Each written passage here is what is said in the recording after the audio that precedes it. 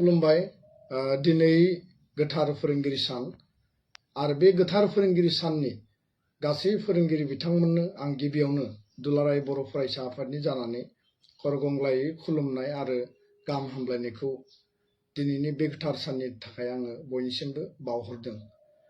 दिनैनि साना भारतनि सेथि लोगो हादोरगिरि first vice president of India आरो नैथि हादोरगिरि डक्टर सर्वपल्ली राधाकृष्णननिबो जोनोम सान आरो बे बिथांनि जे गोथार जोनोम सान बेखौनो भारतनि गासै हारि समाज बासियालासे आरो गासै फोरोंगिरि समाजा फोरोंगिरि सान हिसाबै फोरोंगिरि बिथांमोनखौ मान होबोदों आरो फालिबोदों। बेखायनो आङो दिनैनि बे गोथार सानाव हारि दानायनि थाखाय समाज दानायनि थाखाय आरो जोंनि फरायसा फरायसुलि बिथांमोननि जिउ दानाय बिथांमोननि केरियार आरो मेन्टेल साइकोलजिकेल गासै बिथिङाव जौगाहोनायनि थाखाय जि सुबुं धोन दानायनि हाबा मावबोबाय आरो मावलांगासिनो दङ बे गासैबो परिश्रमनि थाखाय आरो बे गासैबो डेडिकेशननि थाखाय आङो फोरोंगिरि समाजखौ आरो फोरोंगिरि बिथांमोनखौ आङो फिन खेबसेबाव आङो साबायखर बावदों। दिनैनि समाजाव बर' हारियाव बर' माहारिखौ गेरेमसा माहारि दानायनि जे हाबाफारिफोर दङ बड'फा उपेन्द्रनाथ ब्रह्मआ जे बाथ्राखौ जोंनो बुंनानै गालांदों बे गासैबो बिथिंखौ समाज आरो हारि दानायनि गिबि पायनियार रल हिसाबै जोंनि फोरोंगिरि समाजानो लाबोगासिनो दङ आरो बेखौ जोङो मावलांनांगोन। दा बेखायनो समाज मोनसेया हारि मोनसेया जौगानांगौब्ला हादोरा जौगानांगौब्ला फोरोंगिरिनि गिबि रल थायो आरो बिथांमोना थाखो खथायावल' बा फरायसालि बा कलेजावल' बा इउनिभार्सिटियावल' बेबायदि रल प्ले खालायो बेबायदि नङा। बिथांमोना समाज आरो हारियाव जेब्लाबो फोरोंगिरिनि बिथांमोननि सानस्रि सान्थौ बिथांमोननि सुबुरनखौ हारि आरो समाजा जेब्लाबो नागिरबोदों आरो बिथांमोना समाज आरो हारिया नागिरनाय बायदि हाबा मावदों।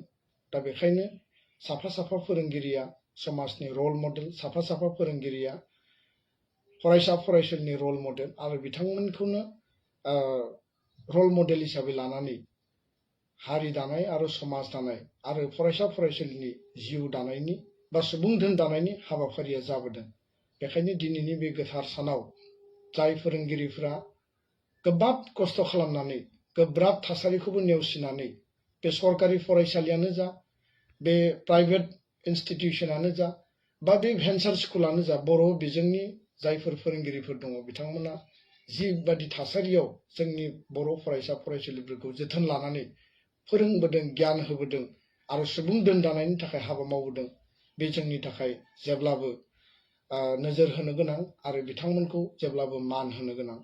दा बेखायनो दिनैनि बे साना आरोबाव फोरोंगिरिनि जि मान मर्यादा बिथांमोननि जि सान्थौ सानस्रि आरो हारि आरो समाज दानायनि फारसे सुबुं धोन फरायसा फरायसुलिनि जिउ दानायनि फारसे जि मोनसे डेडिकेसन बेखौ आरोबाव बांहोबावथों आरो बेखौ बांसिनै बिथांमोना हाबा मावनो हाथों। बिथांमोननि जिउआव गोजोन आरो जेब्लाबो फोरोंगिरिफोरनि गेजेराव खौसेथि आरो अनलायनाया अराय थाथों आरो जोंनि ओनसोलनि गासै बिथिंखौ जौगाहोनायनि थाखाय बिथांमोना आरोबाव गुरु दायित्व बा गुबै रल लानो हाथों बेखौनो आं मिजिंथिनानै दिनैनि बे फोरोंगिरि साना गोसोखांथाव जाथों आरो फैबाय थानाय समाव जोङो हाबा मावलांनो थाखाय गोसोआव आरोबाव बोलो मोनथों बेखिनिखौनो आं आनान गसाइनि खाथियाव आर'ज गाबनानै फोरोंगिरि सान गोसो गोरबोनि हामलायनाय आरो खुलुमनायखौ बावहरबाय। गोजोन्थों।